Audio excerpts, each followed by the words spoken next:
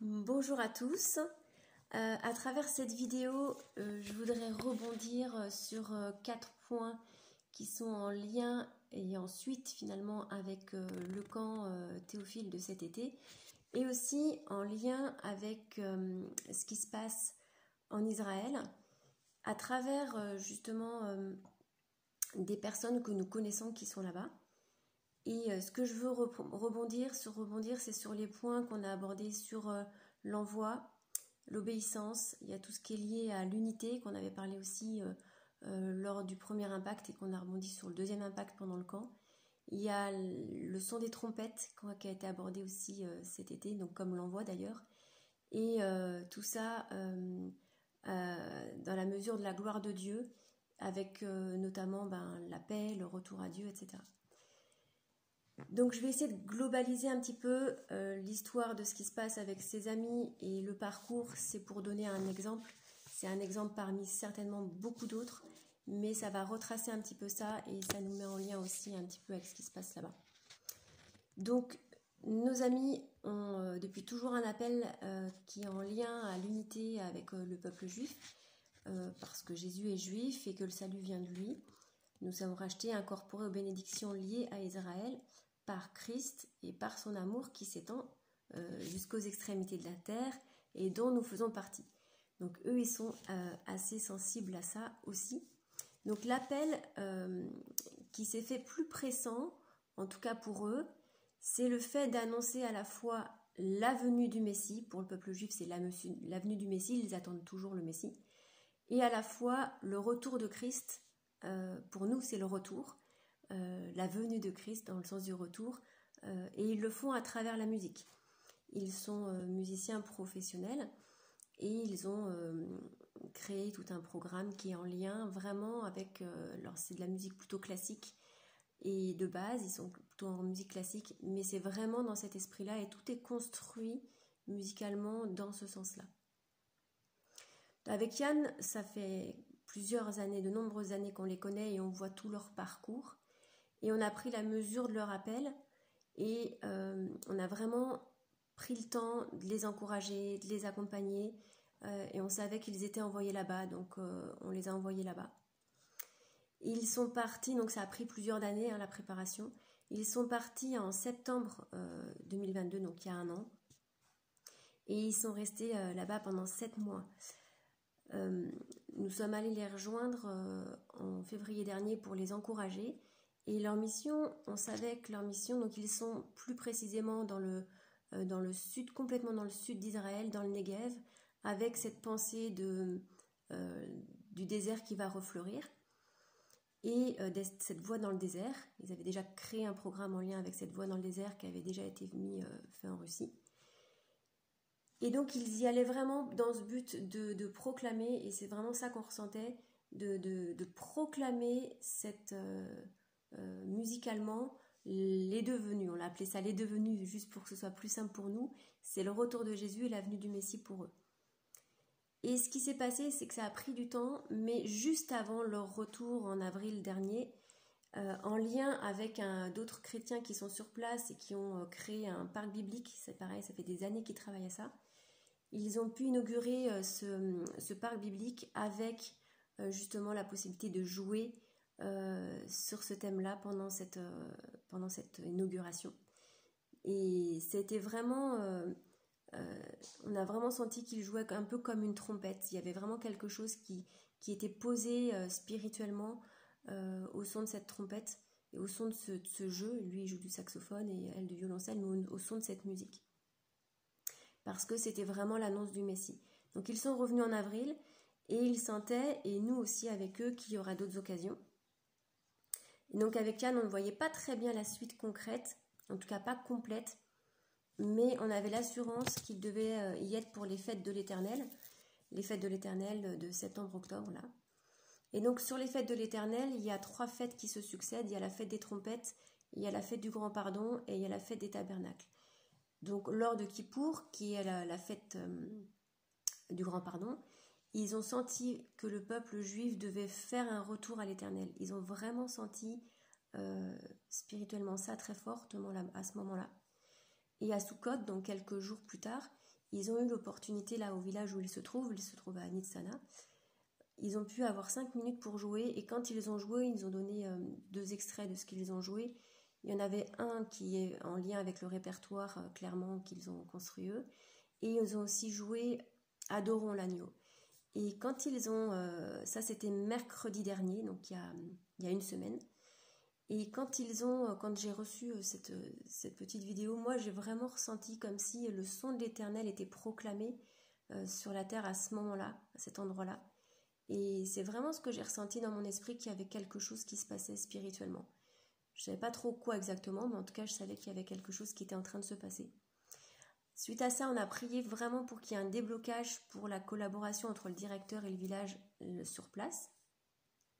Et vendredi dernier, il y avait un accord qui s'établissait par rapport à leur implication sur place.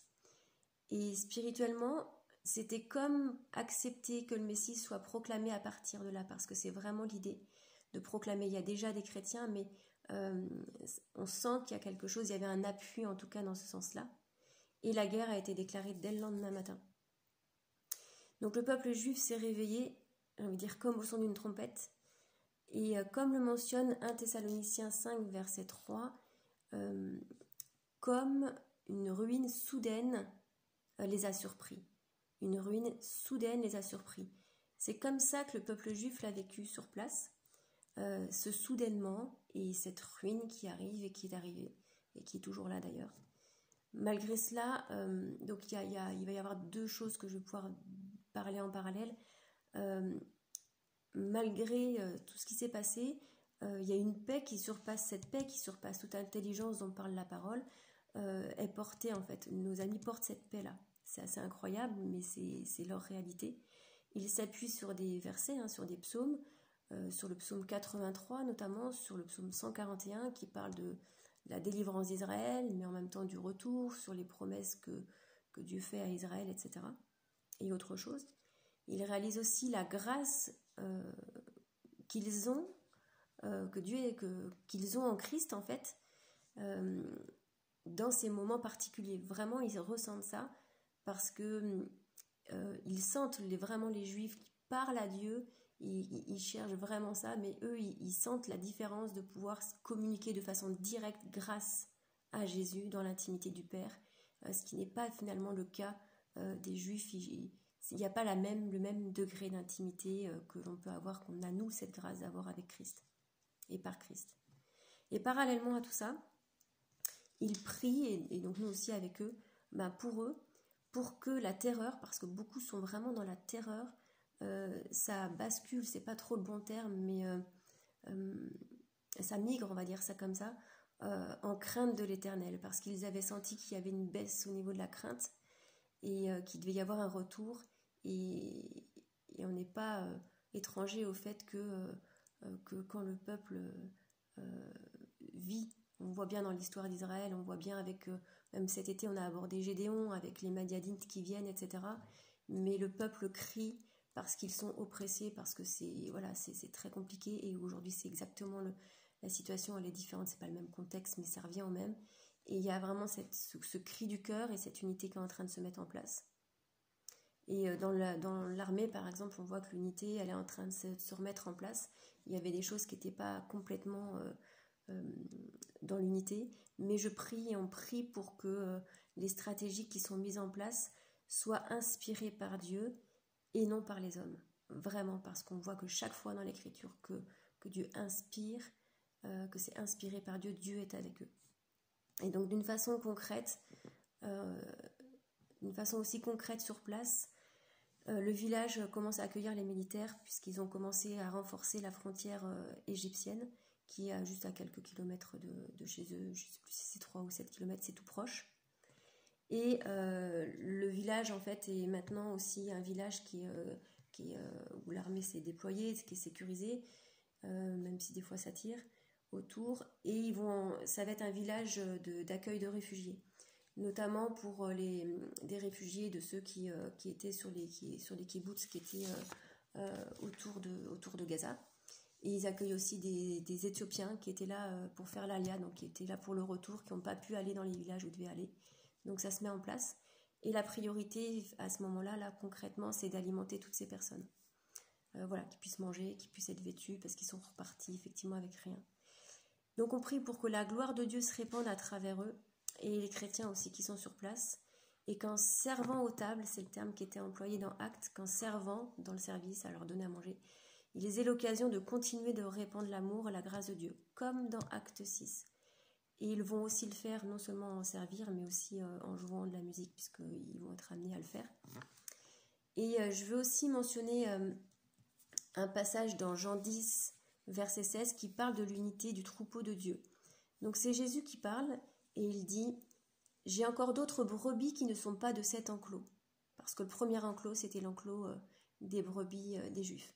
« Celles-là aussi, il faut que je les amène. Elles écouteront ma voix. Ainsi, il n'y aura plus qu'un seul troupeau avec un seul berger. » Donc là, on voit bien à travers ce passage-là qu'il y a une unité finalement entre les Juifs et les non-Juifs, et que c'est vraiment une unité qui se fait en Christ, et que c'est Dieu qui est ce berger, que c'est lui qui rassemble.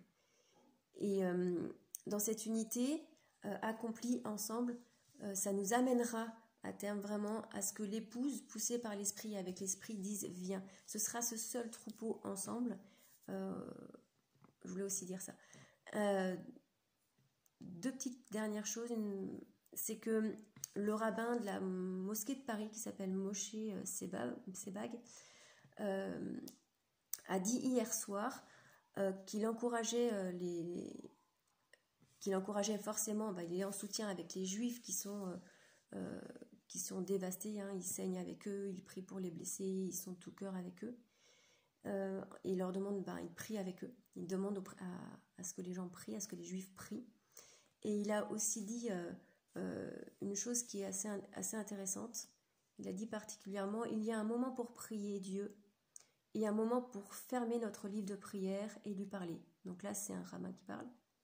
Je ne suis pas certain de laquelle de ces démarches est la plus ardente, la plus précieuse, ou celle que l'Éternel désire le plus. Alors faisons les deux. Parler au moins avec Dieu n'est certainement pas donné à bon marché. C'est un privilège inestimable. Il laisse aussi les chrétiens prier avec eux là-bas. Ce qui fait que les chrétiens ne citent pas forcément les livres de prière comme ils le font, ils le prient comme on prie habituellement. Et ils citent, c'est pas donné à bon marché. Nous savons, nous, que c'est au prix de Christ. Donc nous aussi, on peut vraiment on peut faire plusieurs choses en fait. On peut être unis dans le corps de Christ. On est unis à la fois dans la souffrance. On prie pour tous ceux qui souffrent. Et unis dans le corps, dans ce sens-là. Et on a en même temps les yeux fixés sur la gloire de Christ qui est agissante aussi de manière parfois très concrète, en prenant soin des gens, et en priant de différentes manières, quoi. Et donc voilà, c'était un encouragement à plusieurs niveaux, mais un encouragement aussi pour vous dire que vous êtes, chacun d'entre vous, intégrés et impliqués dans l'avancement du royaume. Le royaume, il avance là où vous êtes, en priant, en reflétant le caractère de Christ, en étant bon, en étant juste, et en étant simplement là où Dieu vous demande d'être. Il n'y a pas de plus petite ou plus grande chose.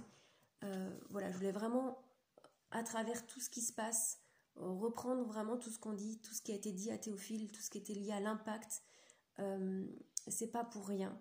On en voit aussi les effets. J'ai donné un exemple très concret avec des gens qu'on connaît vraiment bien, mais c'est vraiment un ensemble, quoi. Et c'est un encouragement vraiment à ce que chacun prenne la mesure de la place et la mesure de la grâce qui habite en chacun et qui est agissante, et de la gloire qui agit à travers vous, dans l'unité, dans l'écoute des trompettes, dans l'envoi, dans l'obéissance, et dans le fait de refléter et de faire avancer le royaume de Dieu.